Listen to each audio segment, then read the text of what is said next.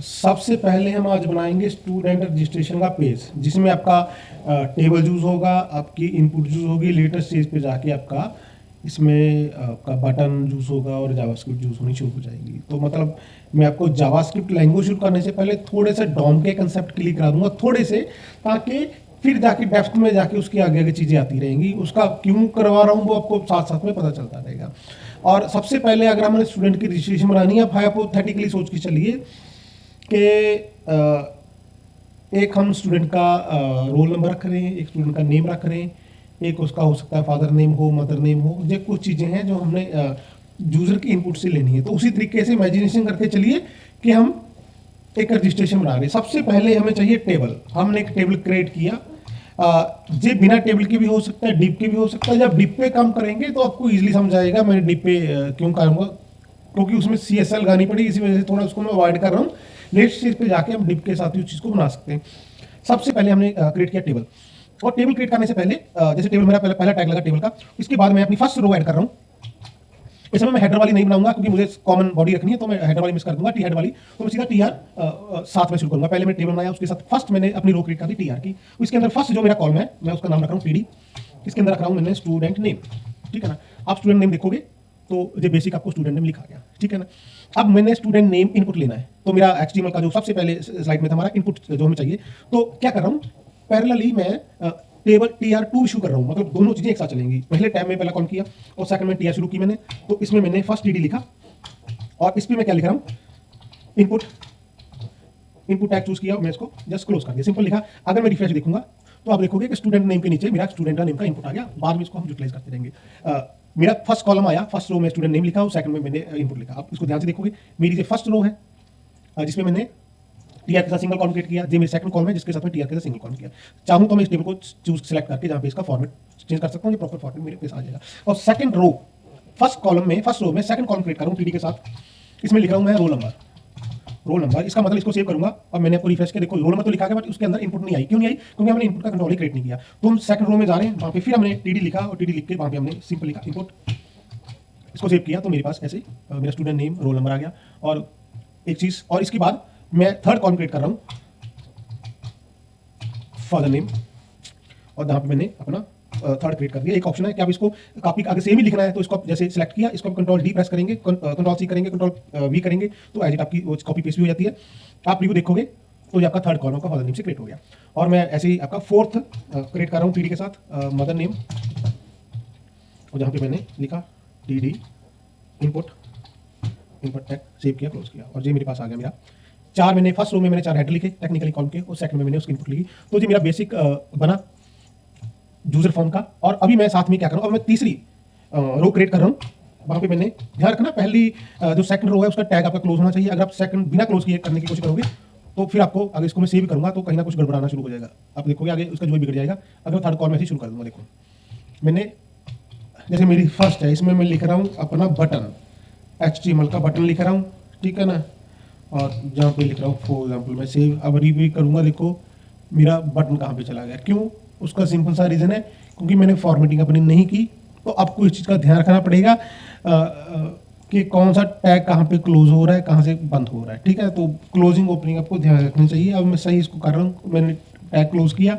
अब मैं प्रीव्यू करूँगा तो मेरे पास प्रॉपर एक फॉर्मेट में चीज़ें आ जाएंगी। वही क्यों आया? हाँ, क्योंकि जहाँ पे मैंने TR तो लिख दिया, इसको किसी के अंदर तो रखा नहीं मैंने, इसको मैंने रखा TD, और इस लाइन को मैं कट करके इस TD के अंदर ले गया। इसको पेस्ट करूंगा, सेव कर रहा हूँ, तो मेरे पास सेव इसके अंदर आ गया। बट अभी देखोगे आप ये फर्स्ट कॉलम ही आ रहा है, क्योंकि हमने जहाँ पे फर्स्ट कॉलम ही लिखा हुआ है हमने, क्योंकि ऊपर तो हमने अल्टीमेटली 1 2 3 4 कॉलम बना दिए, बट हमने जो थर्ड रो थी उसमें हमने एक ही बनाया। तो इसी वजह से ये बाय डिफॉल्ट जहाँ पे आ गया।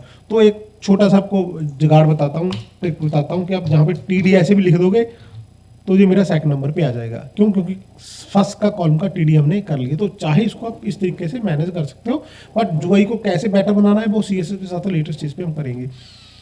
तो ये आपका एक बेसिक था कि मैंने आपकी इसको डॉक्यूमेंट फॉर्मेट किया, ये आपकी पूरी कोडिंग होगी, इसको सेव किया। ये आपका बेसिक इनपुट यूजर इनपुट का आपका ये बेसिक चीज़ें बन गई हैं। एक चीज़ तो क्लियर होगी आपकी, जिसमें मैंने आपको थोड़ा सा टेबल का कंसेप्ट क्लियर करा दिया, और इसके बाद मैंने इसके ऊपर आपको इनपुट्स लगा दिया और सेव बटन लगा दिया। ये हमारा बेसिक रजिस्ट्रेशन पेज जो हमने बनाया था। अभी हम क्या करेंगे, इन इनपुट्स की जो वैल्यू है हम उसको इनपुट से उठाएंगे, ताकि इसमें जो भी हम टाइप करेंगे उस वैल्यूज़ को हम उठाएं आगे अपने पेज में। तो वैल्यूज़ को उठाने से पहले हमारा जो सबसे इम्पोर्टेंट चीज़ होता है कि हम वैल्यूज उठाएंगे कैसे। जैसे हमने जहाँ पे स्टूडेंट नेम तो लिख दिया, ये तो हमें ह्यूमन को पता चल गया, बट इनपुट का तो नाम हमने कुछ रखा नहीं। हमें सिस्टम को कैसे बताएंगे कि हमने स्टूडेंट के नाम की जो वैल्यू वो कहाँ पे रखनी है पहली चीज़, और वो कहाँ से उठानी है। तो अगर हमने कोडिंग करनी है तो कोडिंग का एक फर्स्ट रूल रहता है कि हमको अल्टीमेटली जो हमारा कंपोनेंट्स है, आप इनपुट बोल सकते हैं उसको, जो कंपोनेंट है आपका, उसकी वैल्यू कहाँ से उठानी है। तो किसी चीज़ की वैल्यू उठाने से पहले हमें उस कंपोनेंट का नेम बताना पड़ता है कि उस कंपोनेंट का नेम क्या है, ताकि उसी नेम के थ्रू हम आगे फिर उसको उठा सकें। जैसे हमारा इसमें हमने चार कॉलम रखे हैं, student name, roll number, father name, mother name, और उसकी ऐसी हमने 4 अपनी इनपुट्स रख दिए। तो हम क्या करेंगे, जो हमारी फर्स्ट इनपुट है, जो फर्स्ट कॉलम वाली है, जो स्टूडेंट नेम के बिल्कुल नीचे आ रही है, हम उसको देंगे जहाँ पे आईडी। हमने आईडी लिखा, स्ट्रिंग शुरू किया, ध्यान रखना इसको आईडी इक्वल, फिर स्ट्रिंग में उसकी वैल्यू है, उसमें कोई नेम नहीं आना चाहिए और नंबर से शुरू नहीं होना चाहिए। आप बिल्कुल रट्टा मार लीजिए कि जो कंपोनेंट होते हैं, जो उनका एक्चुअल में इनबिल्ट नेम होता है, जो सिस्टम को पता चलता है, उसमें अक्सर स्पेस नहीं आती, बट उसको लिखा इस तरीके जाता है कि वो इजिली रीड हो।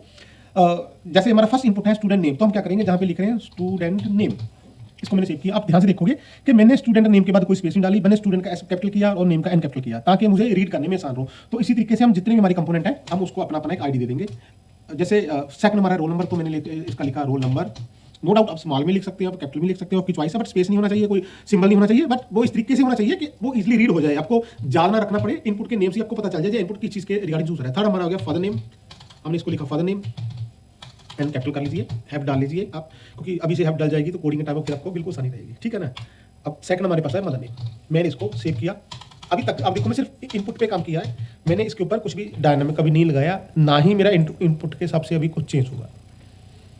तो ये मैंने कंपोनेंट का नेम लगा दिया, और इसके बाद अभी कुछ चीज़ मेरी जो शुरू होगी, जिसको हम बोलते हैं डॉम। एक्चुअल में डॉम का आपके पास एक डेडिकेटेड ट्यूटोरियल आएगा बाद में पूरे इवेंट। अभी मैं आपको सिर्फ शॉर्ट में बताऊंगा, ताकि मैं उस टॉपिक पे भी नहीं जाऊंगा डॉम के ऊपर, बट माइनर सा बताऊंगा, ताकि वो चीज़ें आपकी प्रैक्टिकल चीज़ें साथ साथ में चलती रहेंगी। थोड़े से कुछ चीज़ों के आप स्टार्टिंग में रट्टा मार लीजिए, फिर डेप्थ में आपको उस चीज़ की तब तक डेफिनेशन भी आपको पता चल जाए उस चीज़ के ऊपर। मैंने 4 इनपुट लिखी थी, अब इनपुट के ऊपर मैंने इसके नेमिंग कर ली। अब क्या मैंने अब इनकी वैल्यू उठानी है। वैल्यू उठाने के लिए क्या होगा, आप इमेजिनेशन करिए, सपोज मैंने ये 4 इनपुट लगाई हैं, और 4 इनपुट के बाद अब मेरा जब मैं सेव पे क्लिक करूंगा तो मैंने सबसे पहले उनकी वैल्यू उठानी है। इसका मतलब ये हुआ कि जो मेरा सेव बटन है, जो इनपुट फॉर्म में बना हुआ है, सेव बटन पे क्या होना चाहिए। आप इमेजिनेशन करो कि सेव जो बटन है उसके ऊपर अगर मैं क्लिक करूं, इसका मतलब क्या हुआ कि क्लिक इवेंट मेरा चलेगा। इवेंट्स क्या होते हैं कि मैं आपको थोड़ा सा एक्सप्लेन कर देता हूं, ताकि बाद में जाके वो चीज़ें डेप्थ में आ जाएंगी। इवेंट होते हैं कि जो चीज़ आपके कीबोर्ड से या माउस से जो चलती हैं, क्लिक करने पे होती है। जैसे मैं माउस बटन को क्लिक कर रहा हूँ तो उसके में क्लिक इवेंट चल रहा है। अगर मैं डबल क्लिक कर रहा हूँ, करेक्टर टाइप कर रहा हूँ, स्क्रॉल कर रहा हूँ, लॉन्ग प्रेस कर रहा हूँ, तो लगभग काफ़ी इवेंट्स होते हैं, जो बाद में भी एग्जांपल आपको दिखाऊंगा। बट अभी ये मान के चलिए हम सिर्फ आपको शॉर्ट में आपने एक क्लिक इवेंट याद करना है। क्लिक इवेंट हमारा जूस होगा, अगेन एंड अगेन जूस होगा। सेकंड, इसके बाद हम एक छोटा सा फंक्शन बनाएंगे। फंक्शन का ट्यूटोरियल आपका बाद में आएगा, बट छोटा सा आपको बना के दिखा दूंगा कि रट्टा लगा के एक बार ऐसे कर लीजिए, ताकि आपकी बेसिक कंसेप्ट साथ साथ होने शुरू हो जाएंगे इनपुट के साथ। हमारा जितना भी ट्यूटोरियल होगा, जनरली ट्यूटोरियल क्या करते हैं, वो आपको पहले लैंग्वेज सिखाना शुरू कर देते हैं, फिर वो लैंग्वेज पे रट्टे लगाए हुए हैं, फिर बाद में आपको डॉम पे चले जाते हैं, फिर वो फंक्शन पे चले। बट होता क्या कि वो डे 1 से आपको इंटरफेस के साथ अट्रैक्शन करना नहीं सिखाते। हम आपको इंटरफेस के साथ अट्रैक्शन इसलिए करना सिखाते हैं ताकि सारी ज़िंदगी आपने इंटरफेस के साथ अट्रैक्शन करनी है। आपकी जो लैंग्वेज है वो टेक्निकली दिखती नहीं है। जनरली ट्यूटोरियल क्या होता है कि वो 1+1 करके आपको 2 दिखा देंगे, बट हम आपको इंटरफेस के थ्रू दिखाएंगे, तो आपको पता हो कि इनपुट को कैसे अपने मैनेज करना है। तो कम टू द पॉइंट, अब हम बात करते हैं कि हमने जो हमारा सेव बटन है इसके ऊपर हम एक इवेंट फायर करेंगे क्लिक का। क्लिक के बाद हम इनपुट्स की वैल्यू उठाएंगे। अब सबसे पहले क्लिक बनाने के लिए हमें जावास्क्रिप्ट शुरू करनी पड़ेगी। जावास्क्रिप्ट के लिए हम क्या करें, हम हेडर, जो हमारा हेड है उसमें बॉडी से पहले वहाँ पे हम एक टैग शुरू कर रहे हैं हमारा, सॉरी इसके अंदर वहाँ पे लिखा मैंने स्क्रिप्ट टैग को शुरू किया, स्क्रिप्ट टैग को एंड कर दिया। ये ध्यान रखना टैग प्रॉपर आपका लिखा होना चाहिए। और इसके अंदर पहला मैं भर रहा हूँ फंक्शन नेम, बस क्योंकि मैं सिंपल लिख रहा हूँ तो उसमें गलती होने के चांस आपके कम है। तो जैसे आपने लिखा फंक्शन, इसका लिख दिया मैंने गेट वैल्यूज। अब ध्यान रखिए कि मैंने इसको ऐसे लिखा है, आप इसको एज इट लिख लीजिए। स्क्रिप्ट के अंदर आपका यह फंक्शन, पहले फंक्शन लिखा, फिर उसका नाम लिखा मैंने गेट वैल्यूज, इसका गोल ब्रैकेट मैंने शुरू कर दिया, फिर ब्रेसेस मेरे शुरू हुए, जे एंड हो गए। तो ये मेरा का बेसिक मेरा का जावास्क्रिप्ट का फंक्शन बन गया, जिसको मैं आगे फिर जाके एक्सप्लेन करूंगा, ठीक है ना। और इस फंक्शन को अब जहाँ पे मैं लिख रहा हूँ console.log, ठीक है, और लॉग के मैं जहाँ पे लिख रहा हूँ स्ट्रिंग में I reached here, that mean जब इस फंक्शन को मैं बटन के क्लिक पे कॉल करूंगा, अगर मुझे ये मैसेज दिखाई देता है, इसका मतलब मेरी वैल्यू जहाँ तक पहुँच गई है, ठीक है ना। तो मैंने इस फंक्शन का नाम एज इट कॉपी कर लिया ताकि गलती के चांस कम हो। मैं आपको फिर बोल रहा हूँ, हेड के अंदर आपका स्क्रिप्ट टैग होना चाहिए, उसके अंदर आपका फंक्शन होगा, फंक्शन नेम, फिर गेट वैल्यूज, जैसे मैंने फंक्शन लिखा एज इट फंक्शन लिख लीजिए एक बार आप। और इस फंक्शन को फिर हम जाके आगे बटन के क्लिक पे कॉल करेंगे। ये जो मेरा बटन है इसके अलग अलग इवेंट्स होते हैं। खैर कि बटन के टैग के अंदर ही आपने लिखना है on click. On click click होगी तो आपका यहाँ पे मोस्टली ये सारे आपके इवेंट्स आ गए, ठीक है। इनमें से हम सिर्फ एक फंक्शन यूज कर रहे हैं जिसका नाम है इवेंट यूज कर रहे हैं क्लिक। क्लिक के में गया, इस पे इक्वल अपने आप आ गया जहाँ पे मैंने लिखा गेट वैल्यू, इसको एज इट मैंने कॉल कर लिया। ध्यान रखिए जिसको मैंने जैसे कॉल किया वैसे ही आप इसको कॉल कर लीजिए। तो ये फंक्शन बटन पे जब मैं क्लिक करूंगा तो ये फंक्शन कॉल हो जाएगा। फंक्शन के अंदर मैंने जस्ट लिख लिया आई रीच हियर। अगर ये लाइन मेरी चल गई तो दैट मीन्स मेरा ये फंक्शन चल गया। अगर लाइन नहीं चली तो पता चल जाए जहाँ तक नहीं पहुँचे। तो कंसोल के लिए हमने बताया था मैंने आपको कि आप या तो इंस्पेक्ट कर लीजिए, दूसरा ऑप्शन होती है कि आप कंट्रोल शिफ्ट और जे प्रेस कर दीजिए। क्रोम में कंट्रोल शिफ्ट जे प्रेस करेंगे तो आपके राइट साइड पे आपके पास विंडो ओपन हो जाएगी। ये जहाँ पे मुझे कोई एरर बता रहा है 8 नंबर लाइन पे मेरी कोई एरर है, अभी देख लेते हैं हम क्या एरर है। कुछ एरर नहीं है, कई बार ड्रामा करना शुरू कर देता है पीसी जी, एक्चुअली में रिफ्रेश नहीं हुआ इस वजह से एरर थी। तो अब मैं सेव बटन पे क्लिक कर रहा हूँ। अब देखोगे जहां पे राइट साइड पे मेरे पास आ गया I reach here, that means हमने बटन के क्लिक के ऊपर हमने जो फंक्शन कॉल किया था वो हमारा फंक्शन कॉल हो गया।